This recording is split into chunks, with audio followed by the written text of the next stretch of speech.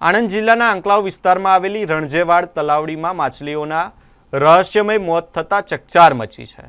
મૃત માછલીઓ પાણીમાં તરતા દુર્ગંધ ફેલાઈ રહી છે અને સ્થાનિકોમાં પણ ભયનો માહોલ જોવા મળી રહ્યો છે। સ્થાનિક લોકોમાં એવી ચર્ચા ચાલી રહી છે કે નવા બિયારણ માટે તળાવમાં કોઈ ઝેરી દવા અથવા કેમિકલ નાખવામાં આવ્યું હોઈ શકે છે, જેના કારણે નાની મોટી માછલીઓના મોત થયા હોવાની આશંકા વ્યક્ત કરવામાં આવી રહી છે। સ્થાનિક લોકોએ પ્રશ્ન ઉઠાવ્યો છે કે તળાવનું પાણી આજુબાજુના પશુઓ પણ પીવે છે। આવી સ્થિતિમાં કોઈ અનિચ્છનીય ઘટના બને તો તેનું જવાબદાર કોણ?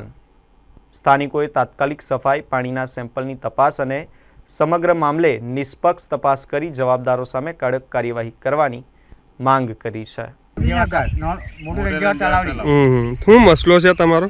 આ મછલી અંદર આ લોકોએ મચ્છીની અંદર પહેલાંથી ભારે લઈને મચ્છી નાખી લઈ, પણ આ જે નાનું જે અત્યારે દવા નાખી છે એ લોકો અમને જોઈન કરેલી નહીં। અને આજુબાજુની અંદર અમારા 150થી ઘરો છે, એની અંદર 150 ઘરોની અંદર 200 થી 250 ઢોરો પાણી પીવે છે, ગાયોને ભેંસો।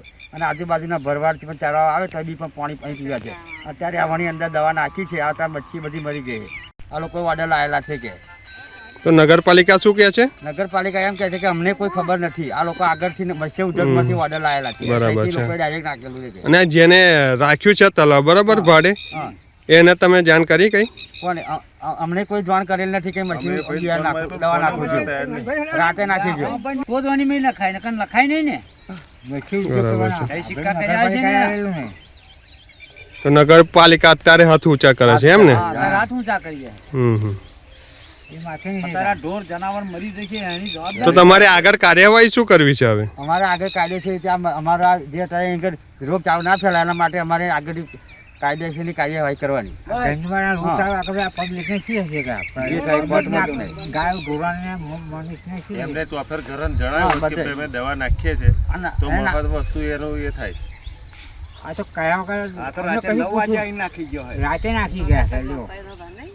તે કોઈ જોયા નતા કે નાખવા આવ્યો?